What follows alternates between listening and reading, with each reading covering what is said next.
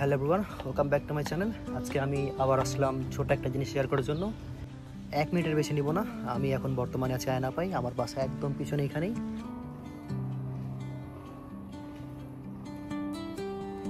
আমি William. So প্রতিদিনের মতো আমি আর কি রাস্তা দিয়ে যাওয়া আসা করি। তো এই গাছের নিচে আজকে রেস্ট নিতে গিয়ে যেটা জানতে পারলাম, এই গাছের বয়স প্রায় 700 বছর। আর এই যে মহলটা দেখতে পাচ্ছেন, মহলের যে এই দৃশ্যটা, এটা 1500 শতাব্দীতে তৈরি। তো যেটা ভিতরে গিয়ে জানতে পারলাম যে এই মহলটি তৈরি করার একটি কারণ, যেটা অনেক গুরুত্বপূর্ণ, যে এখানে যে গির্জাঘরটি আছে সেটা 1500 শতাব্দীতে তৈরি।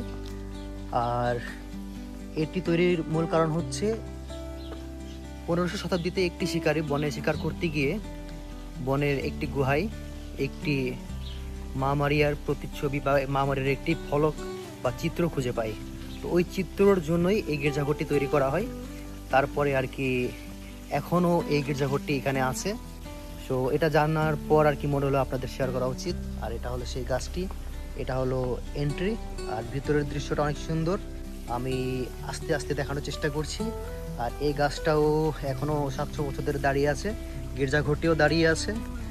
সব কত রকম যুদ্ধ, কত রকম প্রাকৃতিক দুর্যোগের পরেও আর কি এই গির্জাঘরটি এখানে আছে। সো আমি আজকে জাস্ট এটাই দেখাবো যে একটা অলৌকিক একটি ঘটনা, যে মা মারিয়ার প্রতিচ্ছবি পাওয়ার পরে এই গির্জাঘরটি বানানো হয়। সো এ হচ্ছে এন্ট্রি, আর এটা হচ্ছে ওভারভিউটা, আর এই গাছ। সো এই হচ্ছে অবস্থা। ভালো থাকেন, এটাই আর কি দেখানোর জন্য।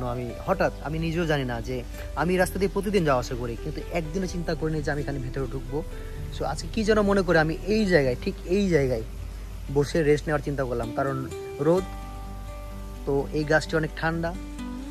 মনেই হলো যে বসতে গিয়ে মনে হলো ভিতরে একটু ঘুরে আসি। ঘুরতে গিয়ে যেটা জানতে পারলাম, এই হচ্ছে অবস্থা। আমি টোটালি সারপ্রাইজড। সো এটাই ছিল আর কি। থ্যাংক ইউ, সাবস্ক্রাইব করেন, না হলে আমি ডিমোটিভেট হয়ে যাব। সো এটা করা যাবে না, আরও নতুন নতুন কিছু নিয়ে আসবো। Thank you.